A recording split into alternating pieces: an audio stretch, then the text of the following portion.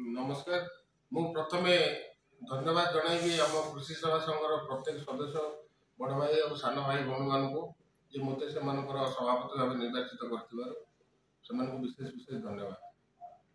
देखिए आम कृषि विभाग बहुत प्रकार असुविधा रही आमर देखिए आम जो दाना है अदिनिया वर्षा है समस्ते घर था बेले आम कृषि विभाग प्रत्येक कर्मचारी जाकि चाषी भाई मान फसल क्षयक्षति आकलन करते ଆପଣ ଏବେ ଦେଖିବେ ଯୋଉ ବର୍ତ୍ତମାନ ପର୍ଯ୍ୟନ୍ତ 45 ରୁ 48 ଡିଗ୍ରୀ ପର୍ଯ୍ୟନ୍ତ ତାପମାତ୍ରା ରହୁଛି କିନ୍ତୁ ଆମ ବିଭାଗର ପ୍ରତ୍ୟେକ କର୍ମଚାରୀ ଯାଇକରି ଡିସିଏସ୍ କରୁଛନ୍ତି ଫାର୍ମର୍ସ ରେଜିଷ୍ଟ୍ରି କରୁଛନ୍ତି କିପରି ଧାନ ଆସିବ ବିହନ ଚାଷ ଭାଇ ପାଖରେ ପହଞ୍ଚି ପାରିବ ଠିକ ଭାବରେ ସାର ଔଷଧ ମହଜୁଦ ରହିଲା କି ନାହିଁ ତା ମଧ୍ୟ ତଦାରଖ କରୁଛନ୍ତି ଯାହାଦ୍ୱାରା ଆମ ଚାଷୀ ଭାଇମାନେ ଉପକୃତ ହେଇପାରୁଛନ୍ତି।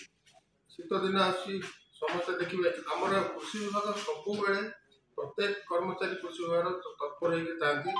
ମୁଁ ଗୋଟିଏ କଥା କହିଥିଲି ଆମେ ଯେଉଁ ସେବା କରୁଛୁ ଚାଷୀ ଭାଇମାନଙ୍କ ପାଇଁ ସେଇ ସେବା ପାଇଁ ଆମର ସମ୍ମାନ ଦରକାର ଆଉ କିଛି ନାହିଁ।